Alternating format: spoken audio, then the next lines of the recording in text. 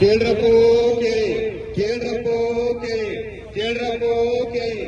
ನಾವು ಆದಿಚುಂಚನಗಿರಿ ಆಯುರ್ವೇದಿಕ್ ಮೆಡಿಕಲ್ ಕಾಲೇಜಿನ ವಿದ್ಯಾರ್ಥಿಗಳು ಇಂದು ನಿಮ್ಮೆಲ್ಲರ ಮುಂದೆ ಆಯುರ್ವೇದದ ಮಹತ್ವವನ್ನು ತಿಳಿಸಲು ಬಂದಿದ್ದೇವೆ. ಕೇಳ್ರಪ್ಪೋ ಕೇಳಿ, ಕೇಳ್ರಪ್ಪೋ ಕೇಳಿ. ಬನ್ನಿ, ಇವತ್ತು ಆಯುರ್ವೇದದ ಪ್ರಕಾರ ಆಹಾರದ ಕ್ರಮವನ್ನು ತಿಳಿಯೋಣ. ಆಹಾರವು ನಮ್ಮ ಜೀವನದಲ್ಲಿ ಮುಖ್ಯ ಪಾತ್ರ ವಹಿಸುತ್ತದೆ. ಆಹಾರವೇ ಜೀವನ, ಆಹಾರವೇ ಜೀವನ.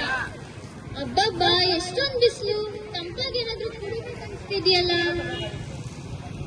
ಸರಿ, ಬನ್ನಿ ಹೋಗೋಣ. ಅಲ್ಲಿ ಮಿಲ್ಕ್ ಶೇಕ್ ಇದೆ, ಹೋಗಿ ಕುಡಿಯೋಣ. ಹೌದು ಹೌದು, ನನಗೂ ಹಂಗೆ ಅನ್ಸ್ತಿದೆ. ಬನ್ನಿ ಹೋಗೋಣ. ಇಲ್ಲಿ ಎಲ್ಲರೂ ಎಲ್ಲಿಗೆ ಹೋಗ್ತಿದ್ದೀರಾ? ಮಿಲ್ಕ್ ಶೇಕ್ ಕುಡಿಯೋಕೆ.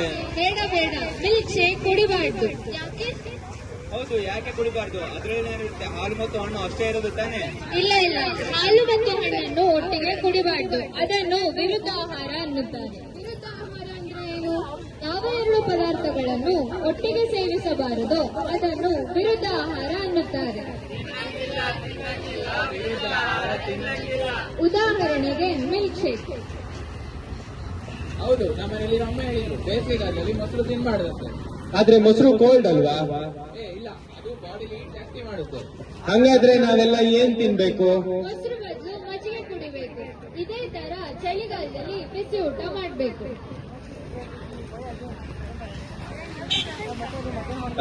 ಹೋಗ್ತಿದ್ದೆ ಗೋಬಿನ ಕಂಡೆ, ಗೋಬಿನ ತಿನ್ ಹೊಟ್ಟೆ ಕೇಳಿಸ್ಕೊಂಡೆ.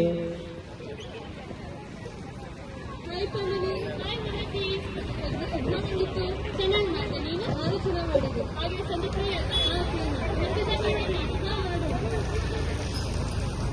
ಪಿಜ್ಜಾದಲ್ಲಿ ನ್ಯೂಟ್ರಿಷನ್ಸ್ ಎಲ್ಲಿಂದ ಸಿಗುತ್ತೆ? ಅದ್ರ ಬದಲು ಮನೆಯಲ್ಲೇ ಕಾಳು ಮಸಾಲೆ ಮಾಡ್ಕೊಂಡು ತಿನ್ಬೋದು. ಕೇಳಿಸ್ಕೊಳ್ಳಿ, ಮಾಡ್ಕೊಳ್ಳಿ, ತಿನ್ಕೊಳ್ಳಿ. ನೆನೆಸಿಟ್ಟ ಹೆಸರು ಕಾಳು ಕಡಲೆಕಾಳಿಗೆ ಈರುಳ್ಳಿ ನಿಂಬೆಹಣ್ಣು ಸೇರಿಸಿ ತಿನ್ಬಿಡಿ. ಇದು ಕಡಿಮೆ ಖರ್ಚಲ್ಲಿ ಒಳ್ಳೆ ಆಹಾರ. ಇವತ್ತು ನಮ್ಮಮ್ಮ ಮನೆಯಲ್ಲಿ ಗುಲಾಬ್ ಜಾಮೂನ್ ಮಾಡಿದ್ದಾರೆ. ಊಟ ಆದ್ಮೇಲೆ ಗುಲಾಬ್ ಜಾಮೂನ್ ತಿಂದ್ರೆ ಮಜಾ ಬರುತ್ತೆ. ಆಗಲ್ಲ ಆಗಲ್ಲ, ಆಯುರ್ವೇದದಲ್ಲಿ ಹೇಳೋರೆ ಸ್ವೀಟ್ ಯಾವಾಗಲೂ ಊಟಕ್ಕಿಂತ ಮುಂಚೆ ತಿನ್ಬೇಕಂತ ಹೇಳಿ. ಸಣ್ಣ ಸಣ್ಣ ಸಣ್ಣ ಸಣ್ಣ ನಮ್ಮ ಅಣ್ಣ, ಅವ್ರಿವ್ರು ಹೇಳಿ ತಿಂದು ಅವ್ನಿಗೆ ಸಿಕ್ಕಿದ್ದು ಪಂಗ್ನಾಮ. ಸಣ್ಣ ಸಣ್ಣ ಸಣ್ಣ ನಮ್ಮಣ್ಣ. ಹಾಗಾದ್ರೆ ನಾನೇನ್ ತಿನ್ಬೇಕು? ನೀವು ದಿನ ತಿನ್ನುವ ಆಹಾರವನ್ನು ಪೌಷ್ಟಿಕ ಆಹಾರದಿಂದ ಬದಲಾಯಿಸಿ. ಬೆಳಗ್ಗೆ ಹಾಲು ಜೊತೆ ತಿನ್ನುವ ಕಾನ್ಫ್ಲೆಕ್ಸ್ ಅನ್ನು ಡ್ರೈ ಫ್ರೂಟ್ಸ್ ಜೊತೆಗೆ ತಿನ್ನಿ. ಬೆಳಗಿನ ತಿಂಡಿಯಲ್ಲಿ ರಸಾಯನವನ್ನು ಇನ್ಕ್ಲೂಡ್ ಮಾಡಿ. ರಸಾಯನ ಅಂದ್ರೇನು? ಒಣಕೊಬ್ಬರಿ, ಖರ್ಜೂರ, ಬಾದಾಮಿ. ಬೆಳಗಿನ 1 ಲೋಟ ಹಾಲಿಗೆ ತುಪ್ಪವನ್ನು ಸೇರಿಸಿ ಕುಡಿಯಿರಿ. ಹೊರಗಡೆ ಸಿಗೋ ಬೆಣ್ಣೆ ಬದಲು ಮನೆಯಲ್ಲೇ ಫ್ರೆಶ್ ಆಗಿ ಪ್ರಿಪೇರ್ ಮಾಡಿ ಅದನ್ನು ಬಳಸಿ. ಫ್ಯಾಂಟಾ ಮತ್ತು ಮಿರಿಂಡಾ ಬದಲು ನಿಂಬು ಪಾನಿನ ಸೇವಿಸಿ.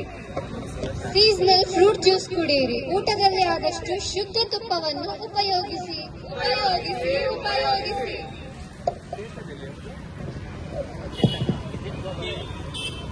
ಇವರೆಲ್ಲ ಆಯುರ್ವೇದ ಸ್ಟೂಡೆಂಟ್ಸ್ ಅಲ್ಲ? ಬನ್ನಿ ಇಲ್ಲ, ನೀವೆಲ್ಲ ಆಯುರ್ವೇದದವರು. ಆಯುರ್ವೇದದಲ್ಲಿ ಆಹಾರದ ಬಗ್ಗೆ ಏನ್ ಹೇಳಿದ್ದಾರೆ? ಪ್ರತಿ ವ್ಯಕ್ತಿಯ ಆಹಾರ ದೇಹದಲ್ಲಿರುವ ಅಗ್ನಿಯ ಮೇಲೆ ಡಿಪೆಂಡ್ ಆಗುತ್ತೆ. ಏನು, ನಮ್ಮ ಹೊಟ್ಟೆಯಲ್ಲಿ ಬೆಂಕಿ ಇದೆಯಾ?